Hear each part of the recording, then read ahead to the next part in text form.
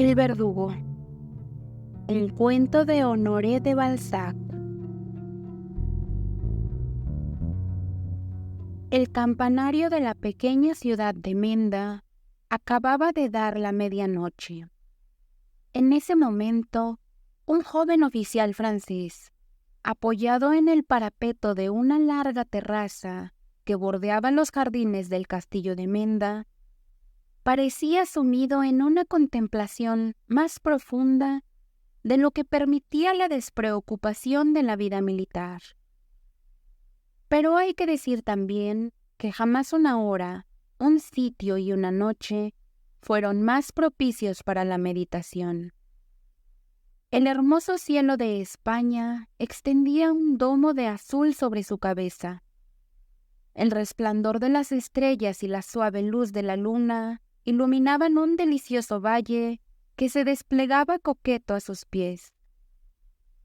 Apoyado en un naranjo en flor, el comandante de batallón podía ver, 100 pies más abajo, la ciudad de Menda, que parecía haberse refugiado de los vientos del norte, al pie de las rocas sobre la que estaba construido el castillo.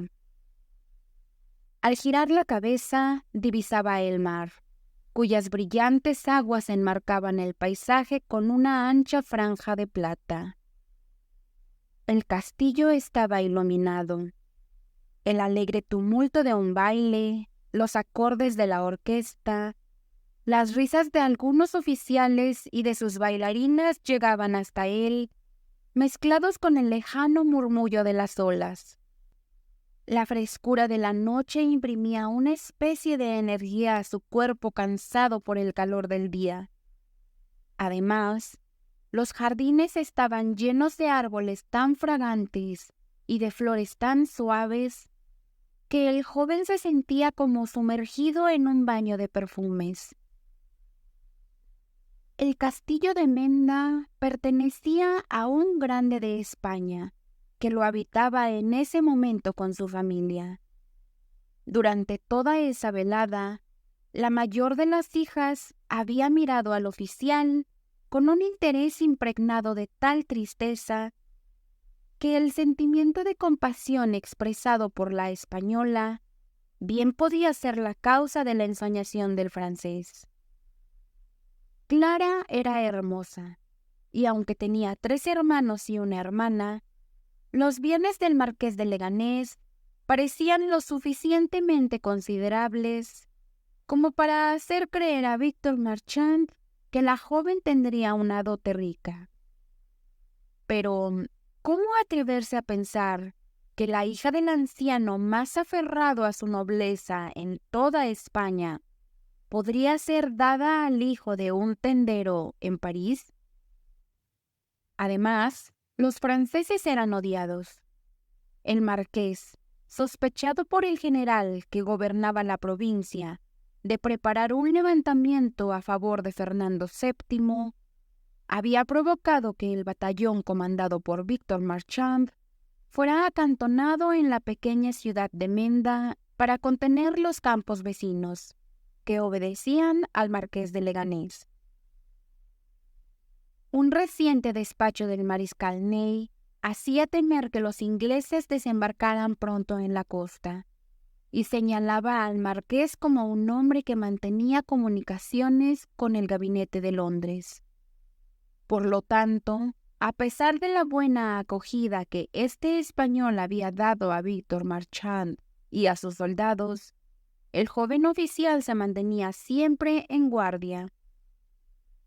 Mientras se dirigía a la terraza donde venía a examinar el estado de la ciudad y de los campos bajo su vigilancia, se preguntaba cómo debía interpretar la amistad que el marqués no había dejado de mostrarle, y cómo la tranquilidad del país podía conciliarse con las inquietudes de su general.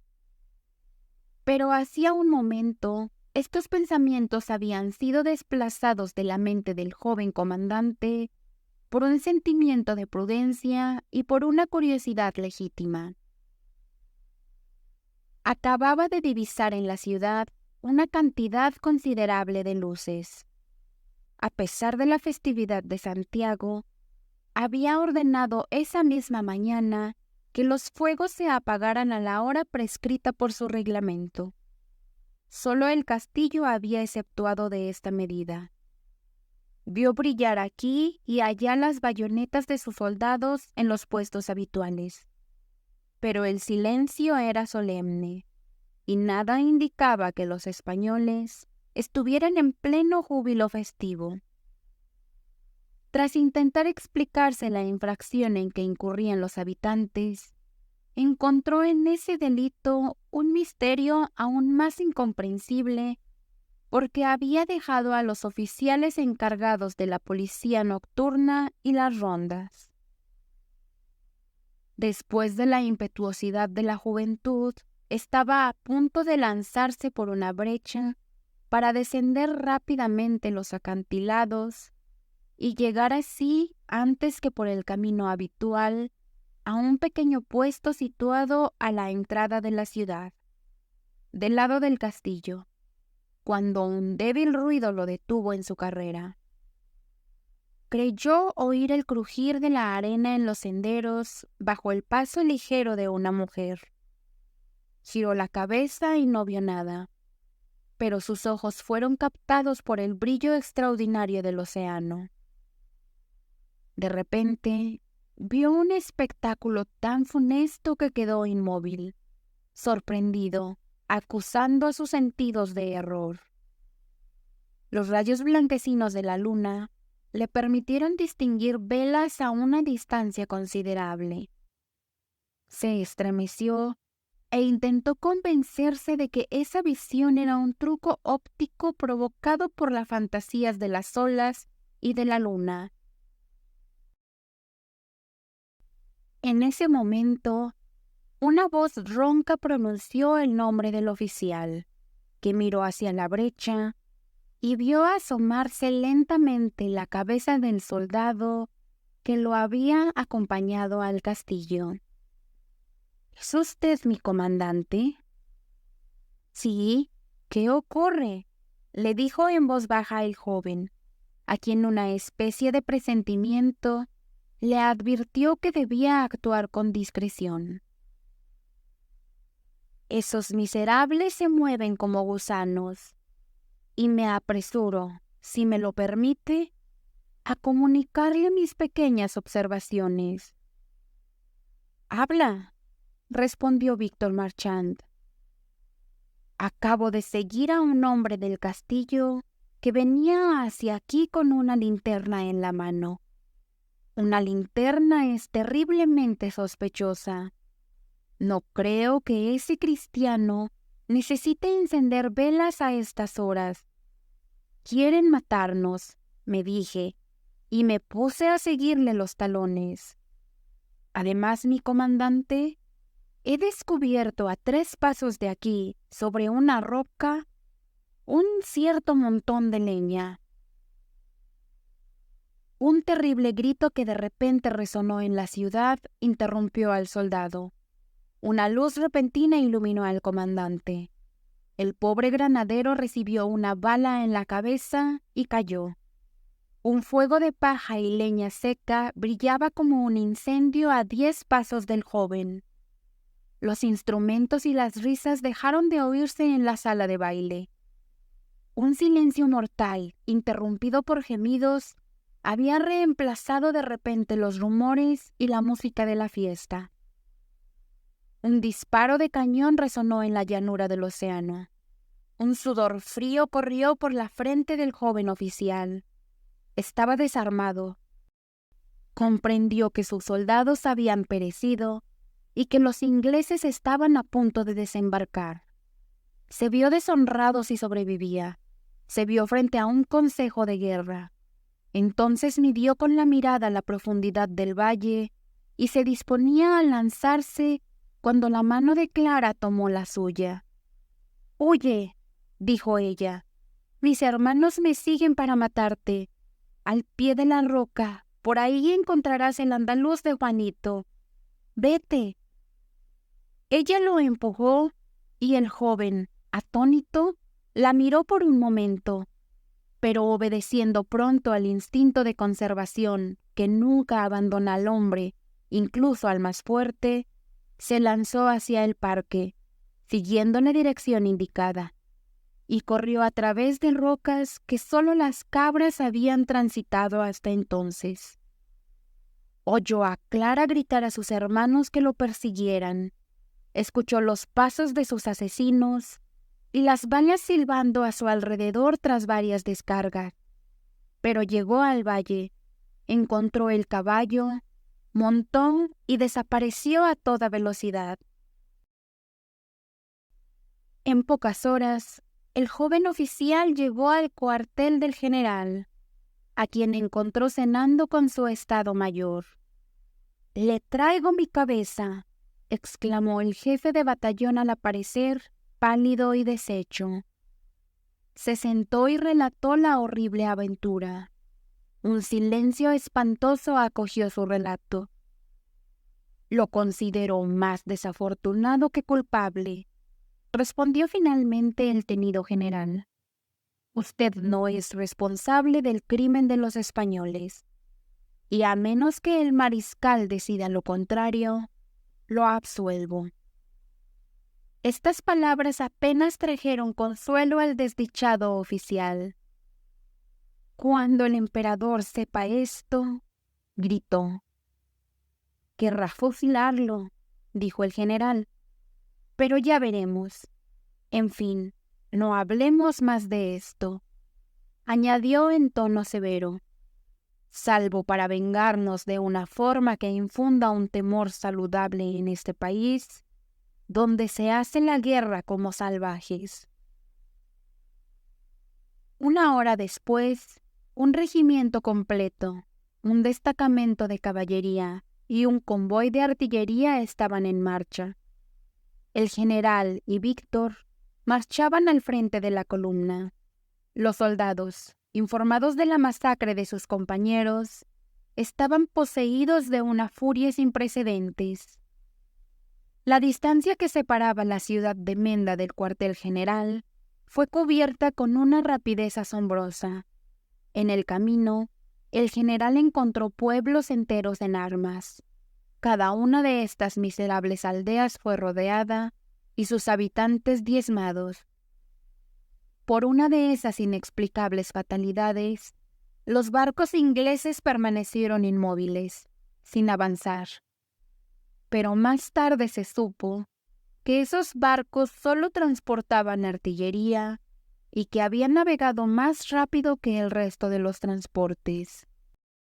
Así, la ciudad de Menda, privada por los defensores que esperaba, y que la aparición de las velas inglesas parecía prometer, fue rodeada por las tropas francesas casi sin resistencia. Los habitantes, aterrorizados, ofrecieron rendirse a discreción. Por uno de esos actos de devoción, que no fueron raros en la península, los asesinos de los franceses, previendo por la crueldad del general que Menda podría ser entregada a las llamas y toda la población pasada por las armas, propusieron entregarse voluntariamente al general. Este aceptó la oferta, con la condición de que los habitantes del castillo, desde el último sirviente hasta el marqués, fueran puestos en sus manos. Aceptada esta capitulación, el general prometió perdonar al resto de la población y evitar que sus soldados saquearan la ciudad o la incendiaran. Se impuso una enorme contribución, y los habitantes más ricos se entregaron como prisioneros para garantizar el pago, que debía efectuarse en 24 horas. El general tomó todas las precauciones necesarias para la seguridad de sus tropas. Organizó la defensa de la región y se negó a alojar a sus soldados en las casas. Tras hacerlos acampar, subió al castillo y lo ocupó militarmente. Los miembros de la familia de Leganés y los sirvientes fueron vigilados de cerca, atados y encerrados en la sala donde había tenido lugar el baile. Desde las ventanas de esa habitación se podía ver fácilmente la terraza que dominaba la ciudad. El Estado Mayor se estableció en una galería cercana, donde el general celebró primero un consejo sobre las medidas a tomar para evitar el desembarco. Después de enviar un ayudante de campo al mariscal Ney, ordenando establecer baterías en la costa, el general y su Estado Mayor se concentraron en los prisioneros. 200 españoles que los habitantes habían entregado fueron fusilados inmediatamente en la terraza. Después de esta ejecución militar, el general ordenó erigir tantas horcas en la terraza como personas había en la sala del castillo, y hacer venir al verdugo de la ciudad. Víctor Marchand aprovechó el tiempo que pasaría antes de la cena para ver a los prisioneros. Pronto regresó al general. «Corro a pedirle clemencia», le dijo con una voz emocionada. «¿Usted?», respondió el general con tono de amarga ironía. «Ay», replicó Víctor, «pido una triste clemencia». El marqués, al ver las horcas, espera que cambie ese tipo de ejecución para su familia y le suplica que los decapiten. «De acuerdo», dijo el general. «También piden los auxilios de la religión y que los liberen de sus ataduras. Prometen no intentar escapar». «Estoy de acuerdo», dijo el general, «pero usted será el responsable». El anciano le ofrece toda su fortuna si perdona a su hijo menor. «¿De verdad?», respondió el general. «Sus bienes ya pertenecen al rey José». Se detuvo. Un pensamiento de desprecio arrugó su frente y añadió: «Superaré su deseo. Adivino la importancia de la última petición. Pues bien, que compre la eternidad de su nombre, pero que España recuerde por siempre su traición y su castigo. Dejo su fortuna y su vida al hijo que acepte ser el verdugo. Váyase y no me hable más del asunto». La cena estaba servida. Los oficiales sentados a la mesa satisfacían un apetito que el cansancio había estimulado. Solo faltaba uno de ellos, Víctor Marchand. Tras dudar mucho, entró en el salón donde gemía la orgullosa familia de Leganés y lanzó miradas tristes sobre el espectáculo que ofrecía la sala, en la que la noche anterior había visto girar, llevadas por el vals, las cabezas de las 2 jóvenes y los 3 muchachos. Se estremeció al pensar que en poco tiempo rodarían, cortadas por el sable del verdugo. Atados a sus sillas doradas, el padre y la madre, los 3 hijos y las 2 jóvenes permanecían en un estado de inmovilidad completa. 8 sirvientes estaban de pie, con las manos atadas detrás de la espalda. Estas 15 personas se miraban gravemente, y sus ojos apenas traicionaban los sentimientos que los animaban. Una profunda resignación y el arrepentimiento por haber fracasado en su empresa se leía en algunas frentes. Los soldados inmóviles los vigilaban, respetando el dolor de esos crueles enemigos. Un movimiento de curiosidad animó los rostros cuando apareció Víctor. Dio la orden de desatar a los condenados, y él mismo fue a desatar las cuerdas que mantenían a Clara prisionera en su silla. Ella le sonrió tristemente. El oficial no pudo evitar rozar los brazos de la joven, admirando su cabello negro y su figura esbelta. Era una verdadera española. Tenía el tono de piel español, los ojos españoles, largas pestañas curvadas y una pupila más negra que el ala de un cuervo. —¿Lo has conseguido?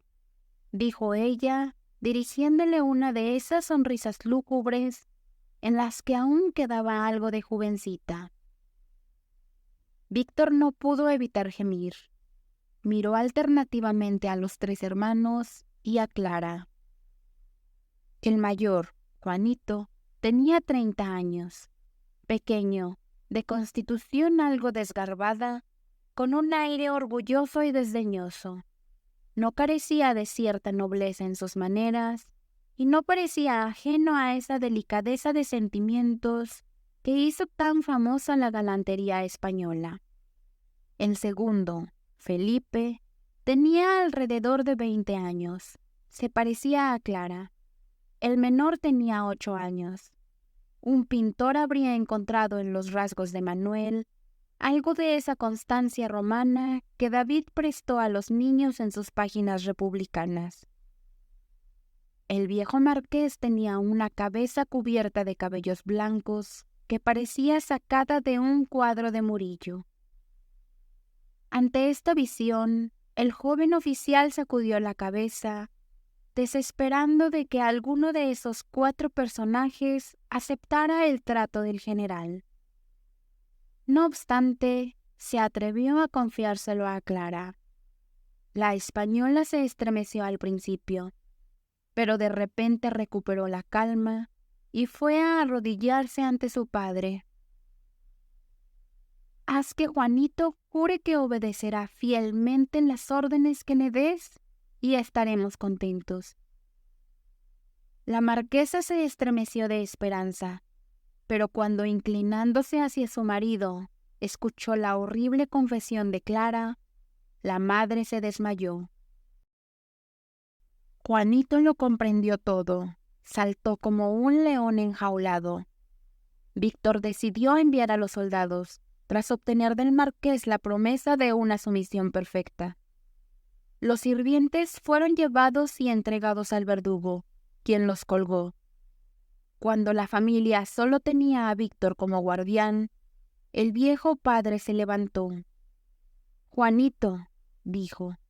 Juanito no respondió más que con una inclinación de cabeza que equivalía a una negativa. Cayó de nuevo en su silla y miró a sus padres con una mirada seca y terrible. Clara se sentó en sus rodillas y con aire alegre le dijo, rodeándole el cuello con el brazo y besándolo en los párpados: «Mi querido Juanito, si supieras lo dulce que será la muerte dada por ti, no tendré que soportar el odioso contacto de las manos de un verdugo. Me librarás de los males que me esperaban. Y mi buen Juanito, ¿no querías que fuera de nadie? Pues bien». Sus ojos aterciopelados lanzaron una mirada de fuego a Víctor, como para despertar en el corazón de Juanito su horror hacia los franceses. «Ten valor», le dijo su hermano Felipe. «De lo contrario, nuestra raza casi real se extinguirá». De repente Clara se levantó. El grupo que se había formado alrededor de Juanito se dispersó, y ese niño, rebelde con razón, vio frente a él a su anciano padre, quien con tono solemne exclamó: «Juanito, te lo ordeno». El joven conde permaneció inmóvil, y su padre cayó de rodillas. Involuntariamente, Clara, Manuel y Felipe lo imitaron. Todos extendieron las manos hacia el que debía salvar a la familia del olvido y parecían repetir las palabras paternas: «Hijo mío, ¿te faltará energía española y verdadera sensibilidad? ¿Vas a dejarme de rodillas mucho tiempo y vas a considerar tu vida y tus sufrimientos? ¿Es este mi hijo, señora?», añadió el anciano volviéndose hacia la marquesa. «El consciente», gritó la madre con desesperación, al ver que Juanito hacía un gesto con las cejas, cuya significación solo ella comprendía. Mariquita, la segunda hija, estaba arrodillada, abrazando con sus frágiles brazos a su madre, y mientras lloraban a mares, su pequeño hermano Manuel fue a regañarla. En ese momento, el capellán del castillo entró y fue rodeado de inmediato por toda la familia, llevándolo ante Juanito. Víctor, incapaz de soportar más esa escena, hizo un gesto a Clara y se apresuró a intentar un último esfuerzo con el general. Lo encontró de buen humor, en medio del banquete, bebiendo con sus oficiales, quienes ya empezaban a bromear alegremente. Una hora después, 100 de los habitantes más notables de Menda llegaron a la terraza para ser, según las órdenes del general, testigos de la ejecución de la familia Leganés. Un destacamento de soldados fue colocado para contener a los españoles, que se alinearon bajo las horcas donde los sirvientes del marqués habían sido colgados. Las cabezas de estos burgueses casi tocaban los pies de estos mártires. A 30 pasos de ellos se alzaba un tajo y un cimitarra brillaba. El verdugo estaba ahí en caso de que Juanito se negara. Pronto, los españoles escucharon, en medio del más profundo silencio, los pasos de varias personas. El sonido acompasado de la marcha de un piquete de soldados y el leve retumbar de sus fusiles. Estos diferentes ruidos se mezclaban con los alegres acordes del banquete de los oficiales. Como antes las danzas de un baile, habían disfrazado los preparativos de la sangrienta traición. Todas las miradas se dirigieron al castillo y vieron a la noble familia que avanzaba con una increíble seguridad. Todos los rostros estaban serenos y tranquilos. Solo un hombre, pálido y demacrado, se apoyaba en el sacerdote, quien le prodigaba todos los consuelos de la religión a ese hombre, el único que debía vivir. El verdugo comprendió, como todos, que Juanito había aceptado su destino por un día. El viejo marqués y su esposa Clara, Mariquita y sus 2 hermanos, se arrodillaron a pocos pasos del lugar fatal. Juanito fue conducido por el sacerdote. Cuando llegó al tajo, el verdugo lo apartó tirándole de la manga y probablemente le dio algunas instrucciones. El confesor colocó a las víctimas de manera que no pudieran ver el suplicio, pero eran verdaderos españoles que se mantuvieron de pie, sin flaqueza. Clara fue la primera en lanzarse hacia su hermano. «Juanito», le dijo, «ten piedad de mi poca valentía. Empieza por mí». En ese momento se escucharon pasos apresurados. Víctor llegó al lugar de la escena. Clara ya estaba arrodillada. Su cuello blanco ya llamaba al cimitarra. El oficial palideció, pero encontró la fuerza para acercarse. «El general te concede la vida si aceptas casarte conmigo», le dijo en voz baja.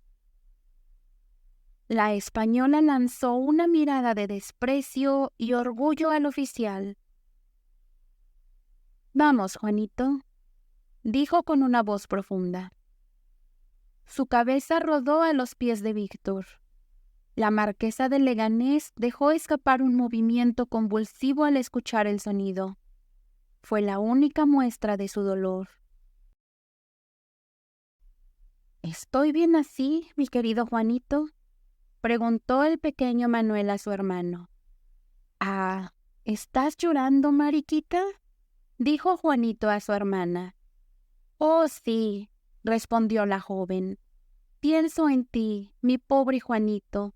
Serás muy desgraciado sin nosotros. Pronto apareció la imponente figura del marqués. Miró la sangre de sus hijos. Se volvió hacia los espectadores, mudos e inmóviles. Extendió las manos hacia Juanito y dijo en voz alta: Españoles, le doy a mi hijo mi bendición paternal. Ahora, marqués, golpea sin miedo, eres sin reproche. Pero cuando Juanito vio que su madre se acercaba, sostenido por el confesor, gritó: Ella me amamantó.